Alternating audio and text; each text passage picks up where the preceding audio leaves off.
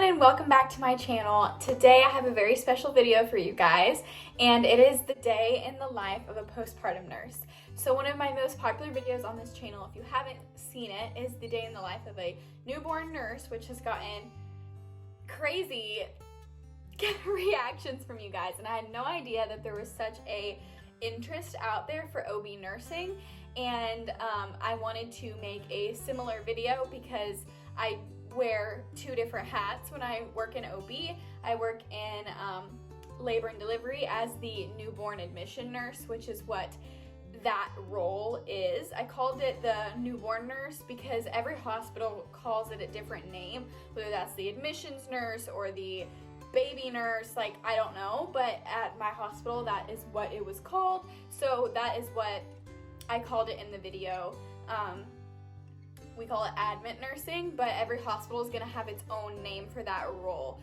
Sometimes L&D nurses are trained to do it, and sometimes it's something that postpartum nurses, like I myself, was trained to do. So I hope that that answered that question if you saw that video, and if you're here for postpartum, hello, and let's get into what we do as postpartum nurses. So at 7 a.m. I get report from 7 a.m. What am I talking about? 7 p.m. I'm already skipping to the end. At 7 p.m. I get report from the day nurse, and she'll let me know all about my patients. Normally, and on my unit, we have 3 couplets. A couplet is a mom and a baby. So mom and baby in one room, mom and baby, mom and baby. So 6 patients total. And I know that different hospitals have different all of this, and this routine is not going to be the same. So if you're a nurse out there, don't leave me in comments about how you don't do that at your hospital and whatever, because like I said, I'm just sharing this information because I feel like it's not talked about enough on the internet, and people don't know when they're in nursing school. So let's just put that disclaimer out there. This is what my shift looks like. I get report from the day shift nurse, and she'll let me know about my 6 patients. This night I had a normal vaginal delivery and her baby, and then I had twins. I think these were also vaginal, and another vaginal delivery. I'm not going to go too much into obviously patient information because of HIPAA and all that stuff, but I think this is pretty standard what I would do for most patients. I'll throw in there some C-section stuff, although I didn't have one in the night that I'm talking about. I'll throw it in there because C-sections are obviously, I guess, a little less than half of what we'd see. So I'd get report, and I almost immediately like to go and meet my patients. We do this as an S-bar, which is when the night shift, I keep messing it up. Whenever the day shift nurse gives me a report, I would go and meet the couplets, and then after I'm done getting a report on all my patients, I will go and meet all my patients, unless there was something critical that drew me to that room beforehand. Probably around 7:15, and I am heading into all my rooms to meet all my patients and to go ahead and get started, which is why I have my stethoscope on. This is not sponsored, but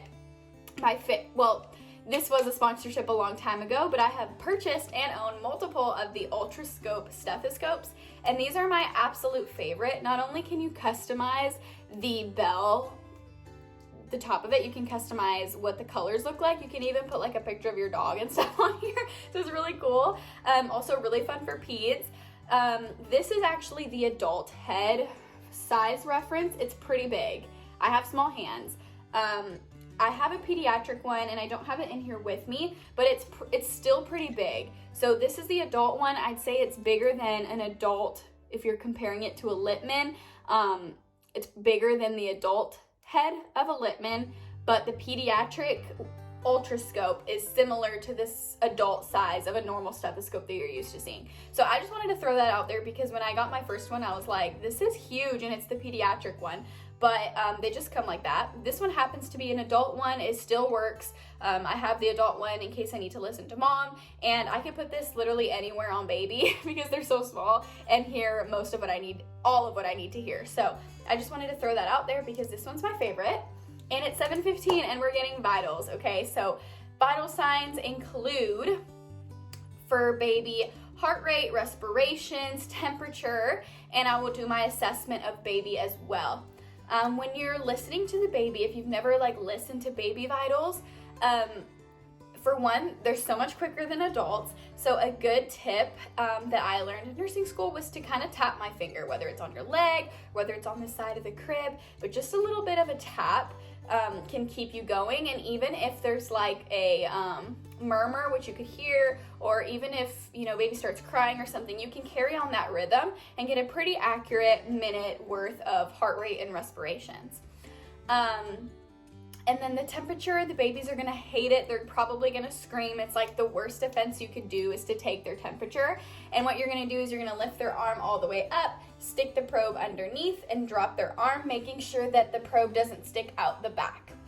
And then you're going to do that last. Like I said, in case they cry, you want to be done with your heart rate and respirations. And you'll get a good, accurate temperature reading. Go by your hospital's policies for what that temperature range should be as for the rest of the vitals. And then for mom, normal vitals, normal adult, you guys know this, O2 probes, Dynamap, whole situation. Plus for mom, we're gonna do her assessment. We're gonna check her fundus, always with 2 hands to not displace the uterus, and asking her if she's had a bowel movement, if she's peed, all of the stuff you would basically do on an adult. Do that with mom. You ask, why do I care about their bowel movements? After baby, things happen, okay? And if they are not yet passing flatus or gas, we want to know about that, okay? Our patients are going to get stool softeners on our unit, and if they've already gone to the bathroom, they won't get the stool softener. So that's kind of how we gauge, because the stool softener is only ordered until they've gone to the bathroom, okay? So that is what I do on my first round around 7:15. I'll start making my ways into all the rooms, checking out baby, assessments on mom and baby, vital signs on mom and baby. If dad is in the room, I will offer him a cot, a blanket, a pillow, because remember it's night shift. I'll offer them drinks, refill water pitchers, all that sort of thing, and also ask about the baby's last feed. So I want to get on a good feeding schedule. If they have trouble or are a little bit non-compliant in their feeds, I tend to write the feed times on the whiteboard in their room so they know that I'm expecting the next time I go in there for them to have fed their baby at those times. Okay, so I finished rounding on everybody. Let's say it's around 8, 8:15, 8:30. I'm gonna sit down and chart all of that. And it's a lot, okay? Care plans, assessments, vitals, all the, things you brought them and did for them. You're gonna document that for all of your 6 patients. And then you will get a break, take a sip of water, and it'll probably be time to go again for your 9 o'clock rounds. Like I said, every hospital is different and will have its own policies, but at my hospital, we round on our patients every 2 hours. And so by the time I'm done, going in the room, and then the next hour, the in-betweens, I basically use for charting. And so at 9 o'clock will be my second round-ish. Every night is going to be different, but let's say this is an ideal night, and it's 9 something, I'm headed in for my second round. At this round, let's just throw something in here, okay? Potential problems. Mom has to go to the bathroom. This isn't a problem, but just to spice up this day in the life.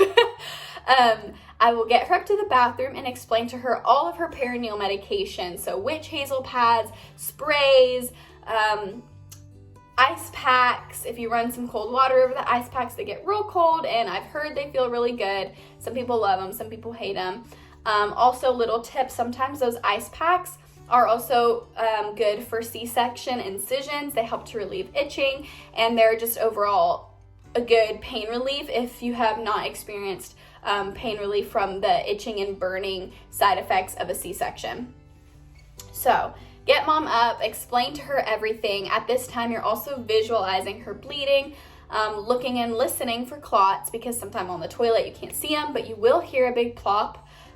Reason why clots are a problem, you don't want to be collecting all of that blood and be bleeding internally. So that is why we're doing our fundal checks to make sure that the fundus is going through the process of involution and dropping back down in the pelvis. So fun fact, for a non-pregnant person, you cannot feel your uterus or your fundus. The fundus is the top of your uterus.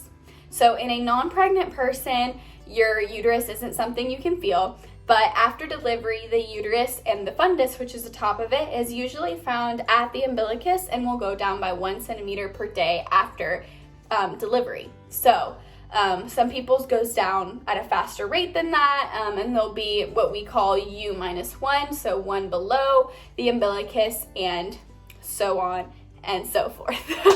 But like I said, when we get them up to the bathroom, we're checking their bleeding, making sure it looks appropriate, and moving on from there.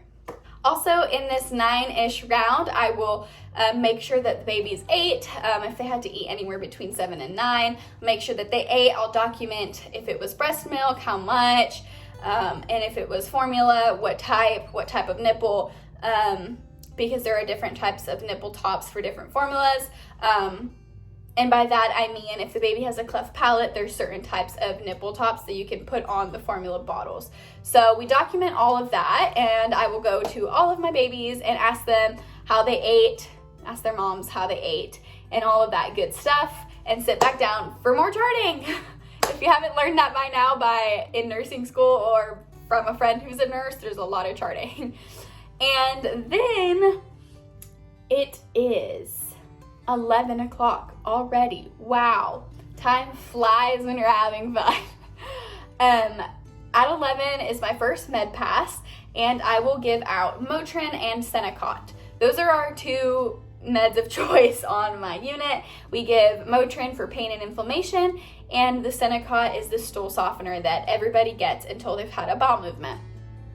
I'll also document feeds at this time, miscellaneous, fill up water pitchers, bring people things, replace formula, give education on burping, on use of the bulb syringe, and all of that stuff. So just know that while I'm not mentioning it, it's still stuff that may or may not happen. It's just who knows when it'll happen throughout the night.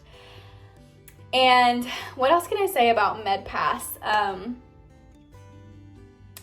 Okay, so Motrin and Senecot are the only scheduled medications. However, if patients are in extreme pain, they usually will have a Percocet, 1 or 2, ordered, PRN for pain as needed. And that just means, PRN means as needed, so they're not gonna get a Percocet on schedule, but if they need it, they can ask for it, and I can give that to them as a PRN medication. So C-sections will not have Percocet until after their IV has been discontinued. And while they still have their IV, they will have the option of getting Toradol, which is basically an IV form of the Motrin, so similar but different. I think that's all for this 11 o'clock round. Let's just call it a round. I will sit down and chart everything for my 11 o'clock round, and then probably head to the cafeteria or eat my lunch that I brought from home around midnight-ish. Because at 1 a.m. it's time for vitals again on mom and baby. So I will get mom and baby vitals at 1 o'clock, chart some more feeds, and just for the fun of this day in the life, I will say that at 1 o'clock tonight, I did my baths and weights. So any baby that was born the previous day or before noon the day of my shift gets a bath and gets weighed at night. We bathe them. Don't comment below about how their vernix helps stabilize them and all that stuff, because you know what, it's in my protocol to give them a bath, and so we do. Although the vernix is great for babies, no one is saying it's not, but we do give them baths on our shift, and we weigh them. The reason why we weigh our babies is to make sure that they are eating enough food, not losing too much weight, and it helps us kind of decide if we need to supplement, if there's something wrong with baby and digestion, and it's letting us know as well that although they may not have as many wet and dirty diapers, that they're still gaining weight in an appropriate way. All babies will lose weight typically while during their stay in the hospital, but we want to make sure that it's in an appropriate range and communicate that with the pediatricians and the parents so that we're all on the same page on how to continue feeding or how to increase feeds as needed. 2 o'clock, chart.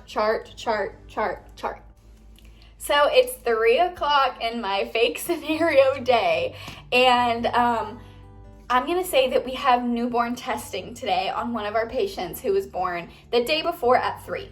So at 24 hours, my hospital does newborn testing on all of the babies, which includes a hearing screen, checking oxygenations in the hands and feet. It includes blood pressures on all 4 extremities. It includes a heel stick for a metabolic screen to check for different metabolic conditions like cystic fibrosis and different other conditions like that the pediatrician will talk to the parents about at a later date. So we do all of those things plus their bath and weight if appropriate at 24 hours and get back to the parents on if the baby passed the hearing screen or if they'll need a rescreen at the health department. So let's say I did that. If you have a good baby who will sleep and who has eaten, they will do great and they will thrive and you will get your testing done quickly. If they are angry, those blood pressures will be horrible and you'll be in the nursery for a long time trying to calm the baby down. Same with the hearing screen. Sometimes you have to fiddle with it a lot and you have to have your coworkers help you and turn the baby in different positions. And it's a work of art and testing is fun. And it's kind of a challenge once you've been doing it for a while to be like, I'm gonna get this baby to pass and it's gonna be quick and it's gonna be good. There's gonna be no crying involved. So let's say we did that at 3, also checking up on those feeds, making sure we're doing good for the night, checking on mom's pain, reassessing an hour after, pain medications, and things like that. So a lot of going back and forth into the rooms to assess feed times, pain, bleeding if it's a problem. Haven't really touched on postpartum hemorrhage, which could be a scenario that happens during the night. But if you guys want to see more videos on those kinds of scenarios, drop a comment below. Let me know so I can get that content out to you guys. And I'm sorry if you can hear the lawnmower outside. Like, why? It's always when you choose to film that these things happen, but just ignore it. Okay, it's 5 o'clock. We're almost there. Time for our second med pass. So this pass is just for pain medication. It's for another Motrin, and it is for Toradol for our C-section patients. So we go around and we give the Motrins, and Toradol, I'm not sure if I mentioned it. I think I did. It is IV.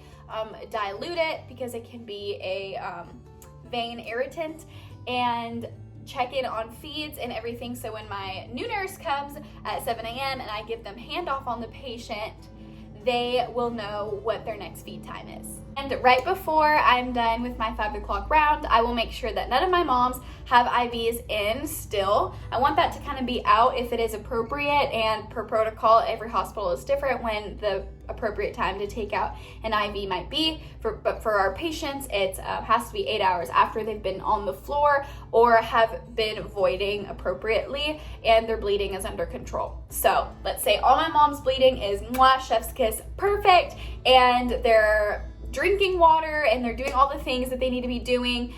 No risk of postpartum hemorrhage in the near future. Hopefully we can take out that IV and make sure that they are set, stable, and ready for their oncoming nurse at 7. It is 6 o'clock and I am just popping in to say, you think you're done, but let's say that your patient has a Cytotec due. Cytotec, or misoprostol, as you learn it in nursing school, is a drug that we give to some moms who are multiparous or have had multiple pregnancies, have risk for postpartum hemorrhage, have had large babies, or bled a lot during delivery. I'm sure there's other indications, but that's what I can think of off the top of my head. And they will get this little pill that they will swallow and will make them cramp like crazy.